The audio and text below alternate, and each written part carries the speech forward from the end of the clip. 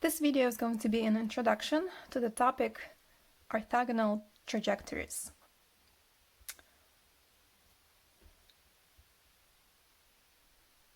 So let's recall something from algebra.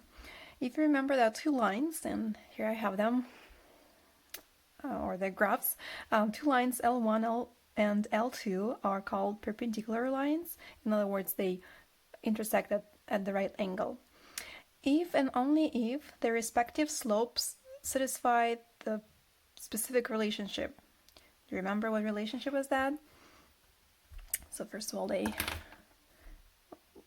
keep thinking or try to remember. So they cross at the right angle. What's the relationship? Well, if slope of the first one is m1, so let's say that's the slope of line L1, then it relates to the slope of the second line, and that slope we're going to call m2, the following way. So we say it's that they are negative reciprocals. So remember, reciprocal, it's 1 over, so it's 1 over m2, and then negative reciprocal means that I also have negative sign here. So m1 equals negative 1 over m2, and vice versa, right? There's only one exception to this relation, and that exception is when our lines are parallel to the coordinate axis. So in other words, one line is parallel to the x-axis and one line is parallel to the y-axis. I'm going to make a note here just so that we have that for the record. So I'm going to make a star and I'm going to write it, let's say over here, except when the lines, or I'll say except when L1 and L2 are parallel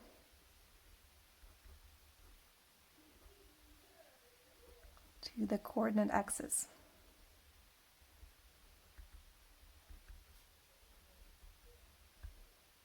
By the way, why is that? So if one line is parallel to the x-axis, it's the horizontal line, and if another one is parallel to the vertical axis, well, to the y-axis, it's going to be a vertical line. Well, what do we know about the slope of a vertical line?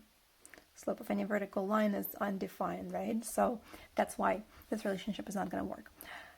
Okay, so that's what we know from algebra, right? About straight lines. How about curves? So I'm going to move this a little bit up. How about curves? Can curves be perpendicular? Well, we usually don't use that word perpendicular. We use different word, and in fact that word is orthogonal. Let's put it here. We say in general two curves C1. By the way, this is a fancy C1, and that's C2.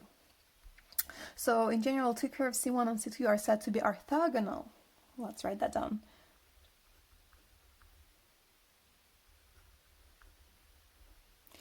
At a point, if and only if. So let's think about that. So here we have two curves, and that's the point of intersection, right?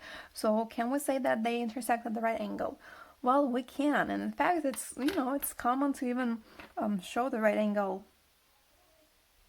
like that. But obviously, it's not quite the same as when we look at the straight line. So in which case we're going to call them orthogonal or intersecting at the right angle? Well, if they're tangent lines, or I should say if the tangent lines at that point are perpendicular to each other. So I'm gonna make an attempt of sketching tangent lines at that point for both curves. So for this curve, the tangent line will be probably something like that. We'll go this way. And I'm going to call it T1. And now the tangent line for the second curve at that same point is, see, like that.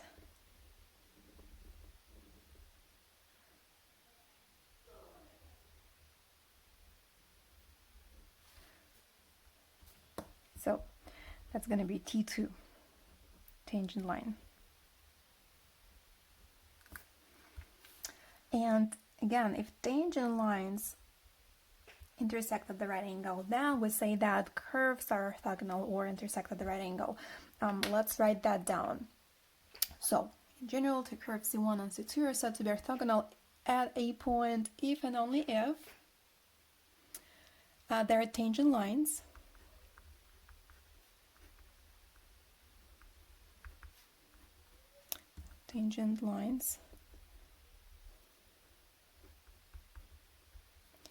T1 and T2 are perpendicular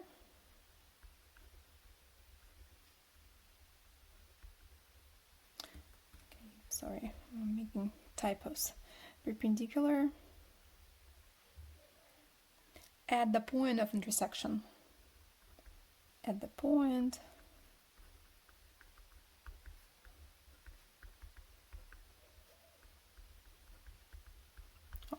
of intersection, right here. Well, let's extend this. Let's think a little bit further. What does it mean that tangent lines T1 and T2 are perpendicular at that point? Well, this is what that means, right? Well, tangent lines are straight lines, so it means that we can talk about their slopes. So if tangent lines are perpendicular, it means that their slopes have the following relationship. And that's important to note. We're going to do that later, a little bit later. Here's the question. How do we find tangent, or how do we find slope of a tangent line?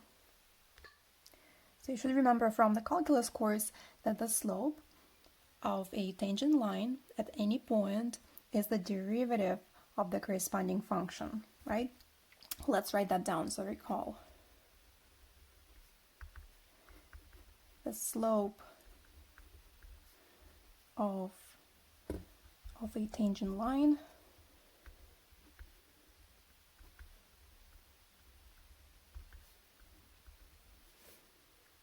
at any point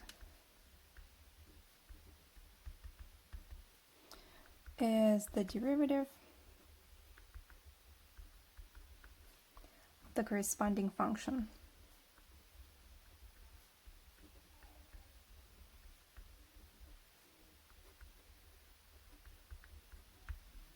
Okay, so that's important to remember as well. Okay, you couldn't see what I just wrote, so I'm moving up this page so you can see the slope of a tangent line at any point is the derivative of the corresponding function.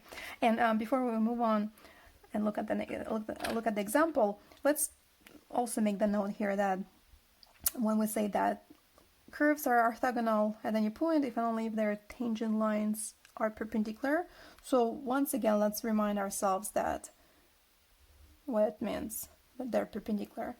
It means that their slopes are negative reciprocals. Their slopes are negative reciprocals. And what that means is that's the relationship, right? Their slopes are negative reciprocals. Again, we have to say that except when tangent lines are parallel to the coordinate axis. Let's write that down so that we have everything for the record, except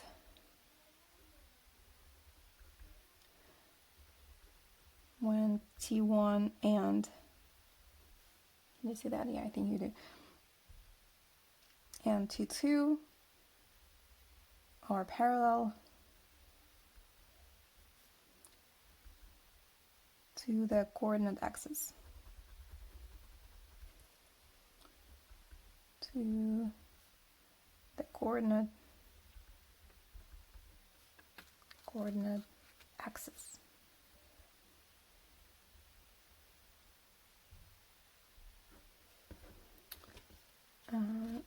Axis. Okay, it says axis. I can't move any further to the left. That page. Okay, so you got that right. Okay, so let's look at the example. And in this example that we're going to do right now, we have to show that two curves, C1 and C2, defined by the following equations are orthogonal at their point of intersection. So I didn't label, and these are the graphs, I didn't label which one is which, but from the graphs we can figure out that the first one, so it's y equals c to the power e to y equals c times e to the power negative x. Let's call it the first curve. So it's c1. Well, you know what? Let's just label it like that. Y equals 2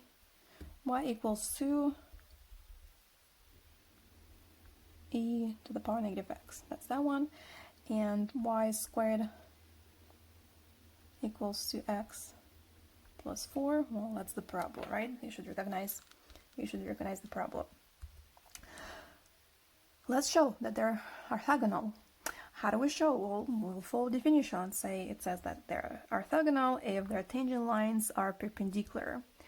Okay, so we don't see tangent lines and we don't really need to see them, but how do we prove that their tangent lines are perpendicular at that point? Well, if we find slopes of tangent lines at that point and show that those slopes are negative reciprocals, well, that's going to be our way to demonstrate that those curves are orthogonal. So let's start by taking the first curve. So let's work, so it's kind of like step one for us. Let's take the first curve and let's find slope of a tangent line at any point for this curve. So slope, well, let's say the slope of the tangent line at any point. At any point. At any point. Well, that's going to be derivative of this function. So derivative of this function is dy dx, and derivative of 2 e to the power negative x. Here we have to apply the chain rule, right? The derivative of the outer function e to the power is itself, which is 2 e to the power negative x, multiplied by the derivative of the inner function, which is negative x. So derivative of negative x is negative 1 times negative 1. So in other words, the derivative is negative 2 e to the power negative x. Now, that's the slope of the tangent line at any point, right?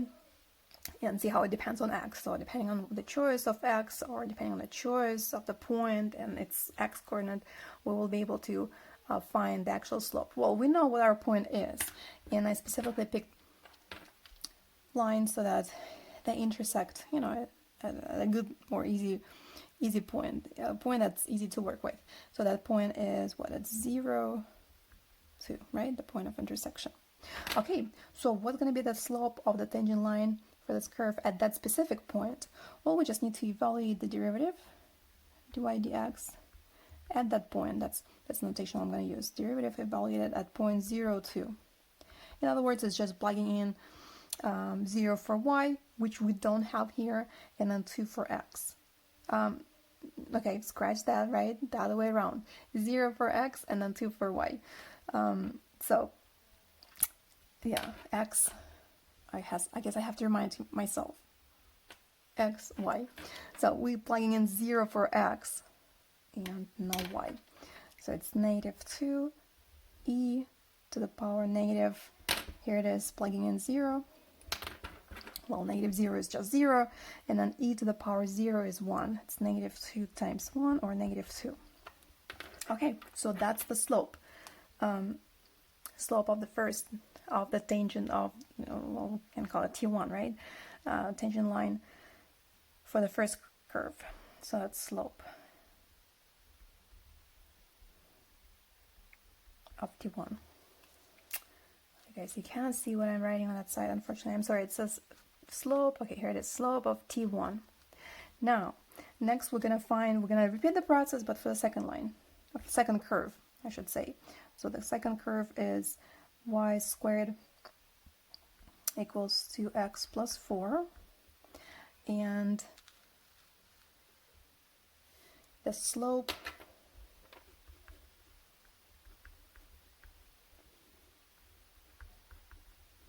of the tangent line at any point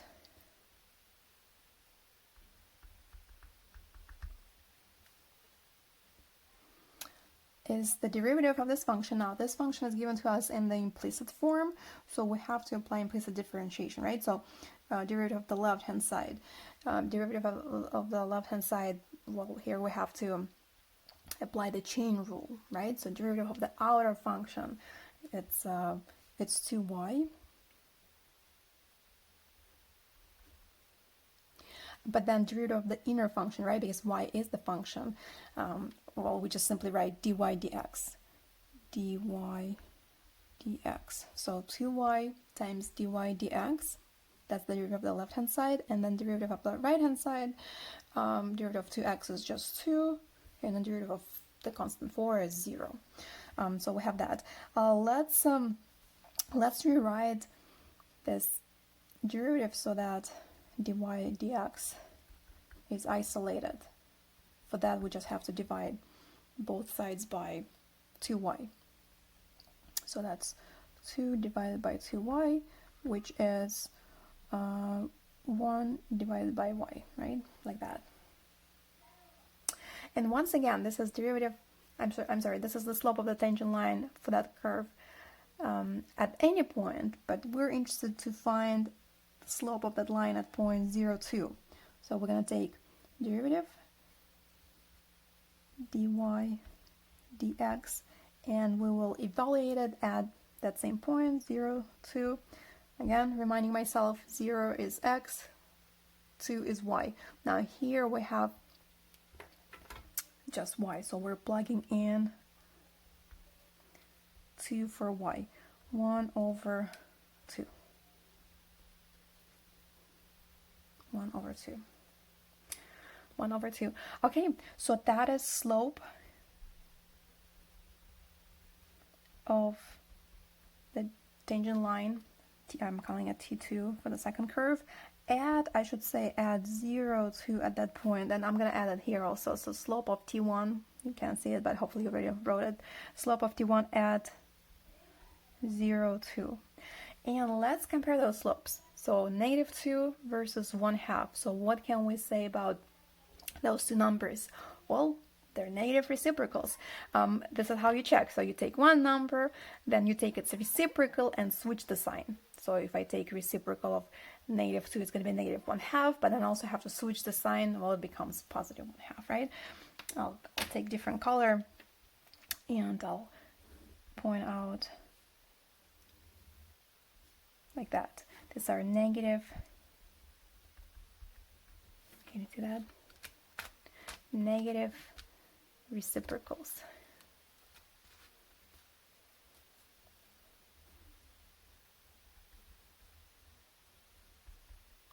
Negative reciprocals. Therefore, I'll say so the curves are orthogonal.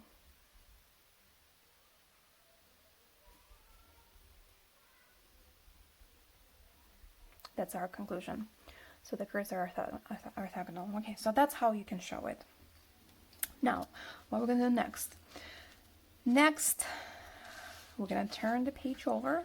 Okay, that's going to be, or look at the second page, and finally get to the actual topic of today's lecture. So next thing is to read definition for orthogonal trajectories. Okay, so what are the orthogonal trajectories? It says that when all curves of one family of curves, and that's the notation to describe one family of curves, so it's going to depend on x, y, and then some arbitrary constant c1. So when all curves in one family of curves intersect orthogonally, that means that at the right angle, all the curves of another family, and it's described in general, then the families are said to be orthogonal trajectories of each other. Okay, and we can also rephrase it and say that in other words, an orthogonal trajectory, it's like one trajectory, right? One curve is any one curve that intersect every curve of another family at right angle. At right angles. So I can also say the following: pick any curve from this family, pick any curve from that family, and if those families are orthogonal trajectories, then those two curves will be orthogonal.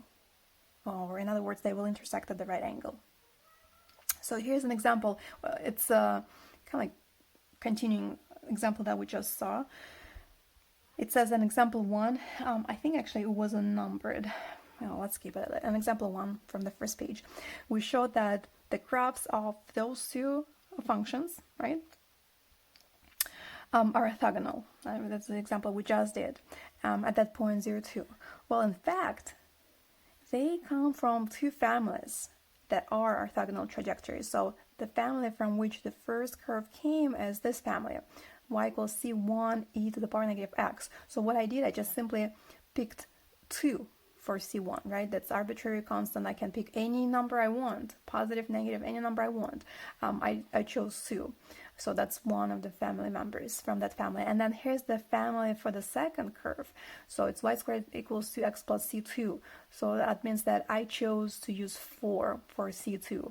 I could have chosen a different number. And since those two families are orthogonal trajectories, it means that any two curves you pick from each of the families, they will be orthogonal. So that's the idea. And just a quick word of application, or kind of like a note where orthogonal trajectories not being applied, but where we can actually naturally find them. So that's the topic that can be, somewhat easily related to the real life. And it says here that orthogonal trajectories occur naturally in the construction of meteorological maps and in the study of electricity and magnetism. So if you studied physics, or you might have seen or came across orthogonal trajectories, or you will be coming across that. Now, here's the main question, something that we're going to be practicing within this topic. The question is the following. Given a family of curves, so, something like that, or like that, so given one family of curves, how do we find its orthogonal trajectories? So what are the steps? And actually steps are pretty easy and straightforward. We'll find ourselves just basically going over that relationship between orthogonal curves and their tangent lines. This is how examples will sound. I'm gonna do them in a separate video or 2 different videos, but just to give an idea how examples will sound. Again, we're going to be given a family of curves. Well, here's one, here's another one, 2 separate examples, and our goal will be to find another family of curves. Well, that's a orthogonal trajectory to that family. Okay, so I'm going to stop here, and those examples you'll see in a separate video.